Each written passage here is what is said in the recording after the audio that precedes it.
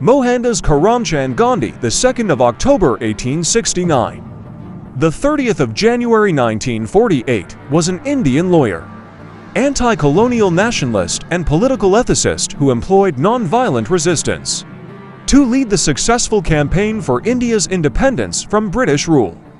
He inspired movements for civil rights and freedom across the world. The honorific Mahatma from Sanskrit Great Salved, Venerable, first applied to him in South Africa in 1914, is now used throughout the world.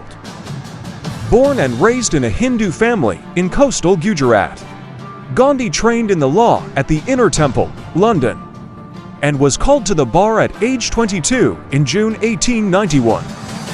After 2 uncertain years in India, where he was unable to start a successful law practice, he moved to South Africa in 1893 to represent an Indian merchant in a lawsuit. He went on to live in South Africa for 21 years. It was here that Gandhi raised a family and first employed non-violent resistance in a campaign for civil rights. In 1915, aged 45, he returned to India and soon set about organizing peasants, farmers, and urban laborers to protest against excessive land tax and discrimination.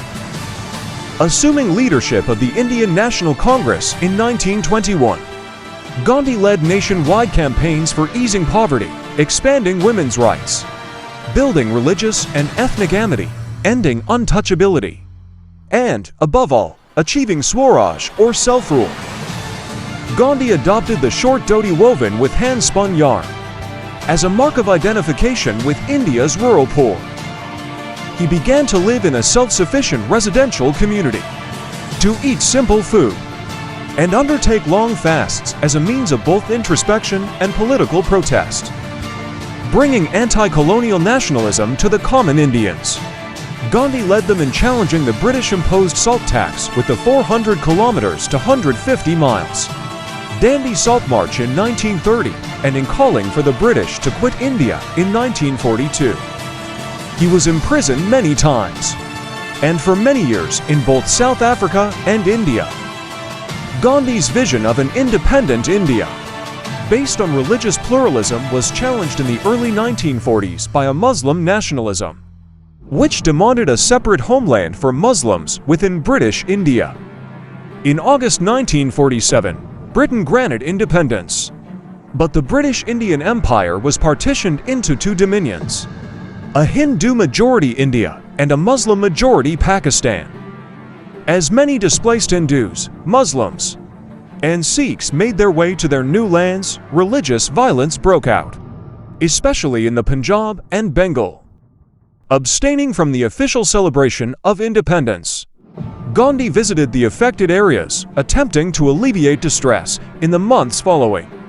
He undertook several hunger strikes to stop the religious violence. The last of these was begun in Delhi on the 12th of January 1948, when he was 78.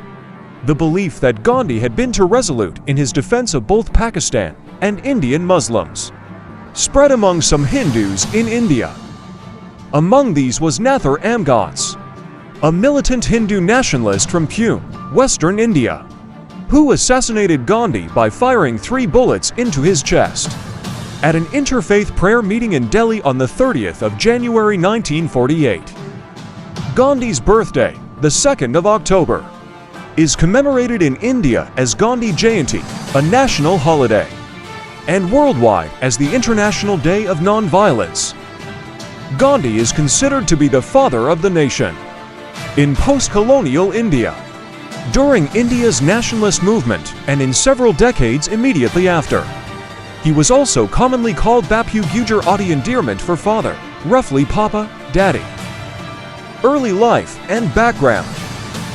Mohandas Karamchand Gandhi was born on the 2nd of October 1869 into a Gujarati Hindu Madhbaniya family in Porbandar, also known as Sudamapuri, a coastal town on the Kathiawar Peninsula, and then part of the small princely state of Porbandar in the Kathiawar Agency of the British Raj. His father, Karamchand Gandhi 1822 to 1885, served as the Dewan Chief Minister of Porbandar State. His family originated from the then village of Kudiana in what was then Junagadh state. Although he only had been a clerk in the state administration and had an elementary education, Karamchand proved a capable chief minister during his tenure. He married 4 times. His first 2 wives died young, after each had given birth to a daughter, and his 3rd marriage was childless. In 1857, he sought his 3rd wife's permission to remarry. That year, he married Putlabai 1844 to 1891, who also came from Junagadh, and was from a Pranami Vaishnava family. Karamchand and Putlabai had 3 children over the ensuing decade. A son, Laxmita C. 1860 to 1914, a daughter, Ralayatben 1862 to 1960, and another son, Karsanda C. 1866 to 1913. On the 2nd of October 1869, Putlabai gave birth to her last child, Mohandas, in a dark, windowless ground floor room of the Gandhi family residence in Porbandar city. As a child, Gandhi was described by his sister Ralayat as restless as Mercury, either playing or roaming about. One of his favorite pastimes was twisting dogs' ears. The Indian classics, especially the stories of Shravana and King Harishchandra, had a great impact on Gandhi in his childhood. In his autobiography, he states that they left an indelible impression on his mind. He writes, "It haunted me, and I must have acted Harishchandra to myself times without number." Gandhi's early self-identification with truth and love as supreme values is traceable to these epic characters. The family's religious background was eclectic. Gandhi's father Karamchand was Hindu, and his mother Putlabai was from a Pranami Vaishnava Hindu family. Gandhi's father was of Madhbaniya caste in the Varna of Vaishya. His mother came from the medieval Krishna Bhakti-based Pranami tradition, whose religious texts include the Bhagavad Gita, the Bhagavata Purana, and a collection of 14 texts with teachings that the tradition believes to include the essence of the Vedas, the Quran, and the Bible. Gandhi was deeply influenced by his mother, an extremely pious lady who would not think of taking her meals without her daily prayers. In 1874, Gandhi's father Karamchand and left Porbandar for the smaller state of Rajkot, where he became a counselor to its ruler, the Thakur Sahib. Though Rajkot was a less prestigious state than Porbandar, the British regional political agency was located there, which gave the state's Diwan a measure of security. In 1876, Karamchand became Diwan of Rajkot and was succeeded as Diwan of Porbandar by his brother Tulsidas. His family then rejoined him in Rajkot. At age 9, Gandhi entered the local school in Rajkot. Near his home, there, he studied the rudiments of arithmetic, history, the Gujarati language, and geography at the age of 11. He joined the high school in Rajkot, Alfred High School. He was an average student, won some prizes, but was a shy and tongue-tied student with no interest in games. His only companions were books and school lessons. In May 1883, the 13-year-old Mohandas was married to 14-year-old Kasturbai Gokuldas Kapadia. Her first name was usually shortened to Kasturba, and affectionately to Ba in an arranged marriage, according to the custom of the region at that time. In the process, he lost a year at school, but was later allowed to make up by accelerating his studies. His wedding was a joint event where his brother and cousin were also married. Recalling the day of their marriage, he once said, "As we didn't know much about marriage, for us it meant only wearing new clothes, eating sweets and playing with relatives." As was the prevailing tradition, the adolescent bride was to spend much time at her parents' house and away from her husband. Writing many years later, Mohandas described with regret the lustful feelings he felt for his young bride, even at school. "I used to think of her, and the thought of nightfall and our subsequent meeting was ever haunting me." He later recalled feeling jealous and possessive of her, such as when she would visit a temple with her girlfriends, and being sexually lustful in his feelings for her. In late 1885, Gandhi's father Karamchand died. Gandhi, then 16 years old, and his wife of age 17 had their first baby, who survived only a few days. The two deaths anguished Gandhi. The Gandhi couple had 4 more children, all sons: Harilal, born in 1888, Manilo, born in 1892, Ramdas, born in 1897, and Devdas, born in 1900. In November 1887, the 18-year-old Gandhi graduated from high school in Ahmedabad. In January 1888, he enrolled at Samaldas College in Bhavnagar state, then the sole degree-granting institution of higher education in the region. However, he dropped out and returned to his family in Porbandar. 3 years in London. Student of law.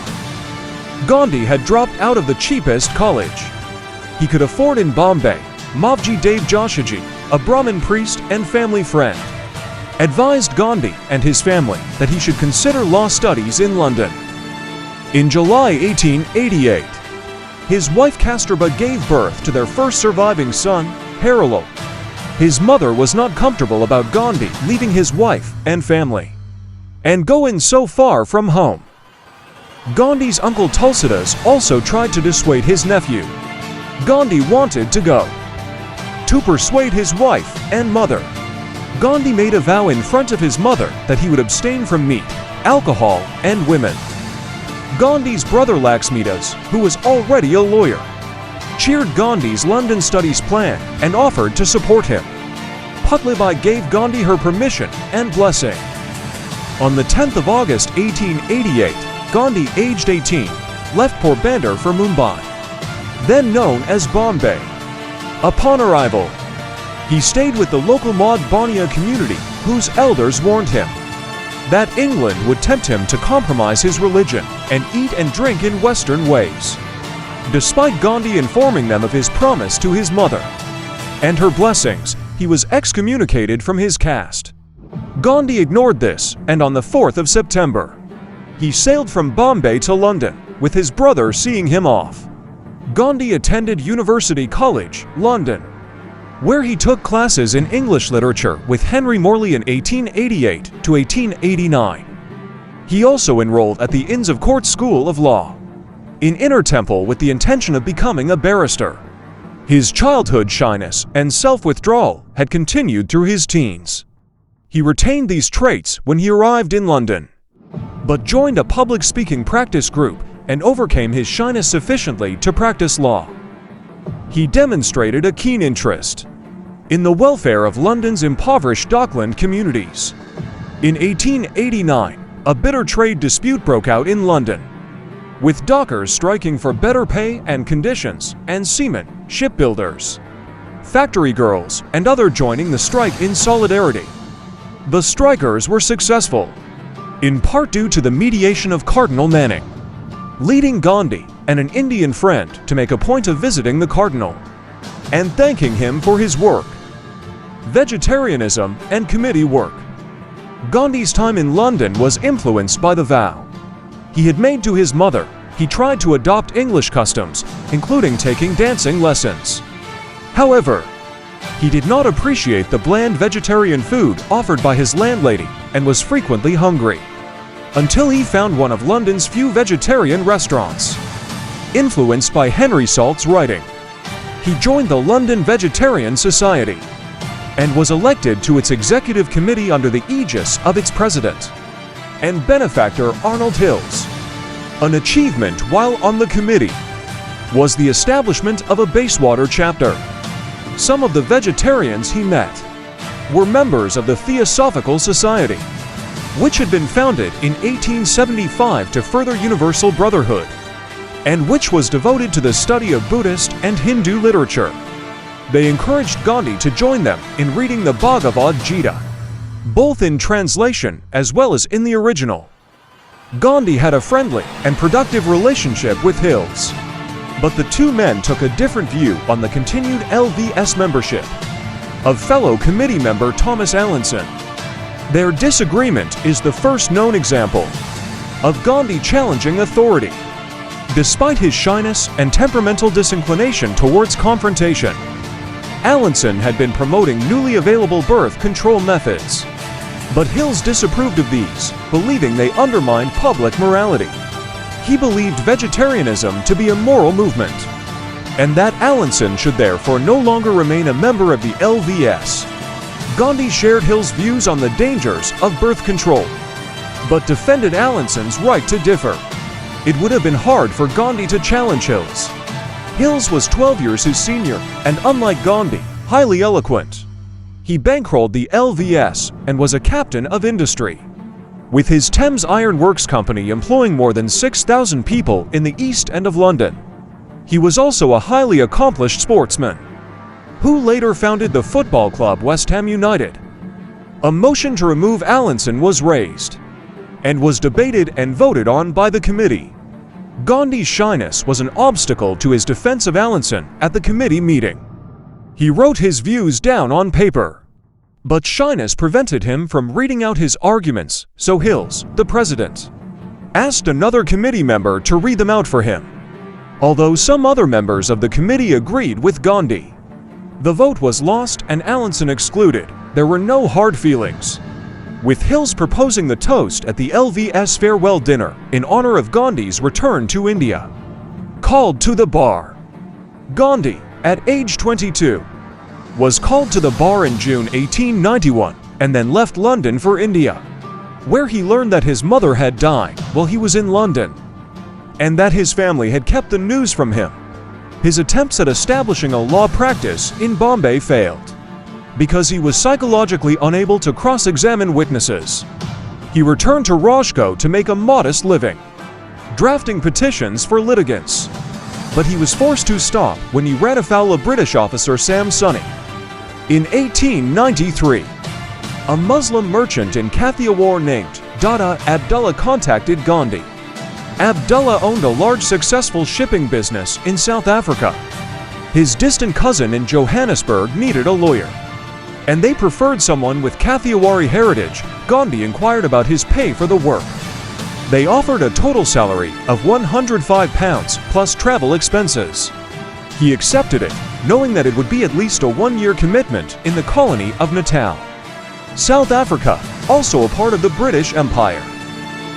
Civil rights activist in South Africa 1893 to 1914. In April 1893, Gandhi, aged 23, set sail for South Africa to be the lawyer for Abdullah's cousin. He spent 21 years in South Africa, where he developed his political views, ethics, and politics. Immediately upon arriving in South Africa, Gandhi faced discrimination because of his skin color and heritage. He was not allowed to sit with European passengers in the stagecoach and told to sit on the floor near the driver, then beaten when he refused. Elsewhere, he was kicked into a gutter for daring to walk near a house. In another instance, thrown off a train at Pietermaritzburg after refusing to leave the first class. He sat in the train station, shivering all night and pondering if he should return to India or protest for his rights. He chose to protest and was allowed to board the train the next day. In another incident, the magistrate of a Durban court ordered Gandhi to remove his turban, which he refused to do. Indians were not allowed to walk on public footpaths in South Africa. Gandhi was kicked by a police officer out of the footpath onto the street without warning. When Gandhi arrived in South Africa, according to Herman, he thought of himself as a Briton first and an Indian second. However, the prejudice against him and his fellow Indians from British people that Gandhi experienced and observed deeply bothered him. He found it humiliating, struggling to understand how some people can feel honor or superiority or pleasure in such inhumane practices. Gandhi began to question his people's standing in the British Empire. The Abdullah case that had brought him to South Africa concluded in May 1894, and the Indian community organized a farewell party for Gandhi as he prepared to return to India. However, a new Natal government discriminatory proposal led to Gandhi extending his original period of stay in South Africa. He planned to assist Indians in opposing a bill to deny them the right to vote, a right then proposed to be an exclusive European right. He asked Joseph Chamberlain, the British colonial secretary, to reconsider his position on this bill. Though unable to halt the bill's passage, his campaign was successful in drawing attention to the grievances of Indians in South Africa. He helped found the Natal Indian Congress in 1894, and through this organization, he molded the Indian community of South Africa into a unified political force. In January 1897, when Gandhi landed in Durban, a mob of white settlers attacked him, and he escaped only through the efforts of the wife of the police superintendent. However, he refused to press charges against any member of the mob. During the Boer War, Gandhi volunteered in 1900 to form a group of stretcher bearers as the Natal Indian Ambulance Corps. According to Arthur Herman, Gandhi wanted to disprove the British colonial stereotype that Hindus were not fit for manly activities involving danger and exertion.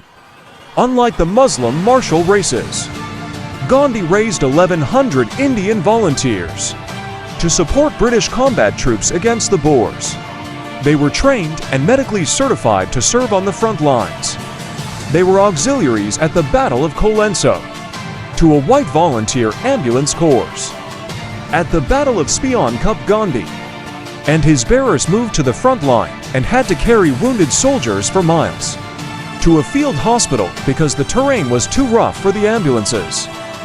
Gandhi and 37 other Indians received the Queen's South Africa Medal. In 1906, the Transvaal government promulgated a new act compelling registration of the colony's Indian and Chinese populations. At a mass protest meeting held in Johannesburg on the 11th of September that year, Gandhi adopted his still-evolving methodology of satyagraha, devotion to the truth, or non-violent protest, for the first time. According to Anthony Parel, Gandhi was also influenced by the Tamil moral text Tirukuava, after Leo Tolstoy mentioned it in their correspondence that began with a letter to a Hindu. Gandhi urged Indians to defy the new law and to suffer the punishments for doing so. Gandhi's ideas of protests, persuasion skills, and public relations had emerged. He took these back to India in 1915. Europeans, Indians, and Africans. Gandhi focused his attention on Indians and Africans. While he was in South Africa, he initially was not interested in politics.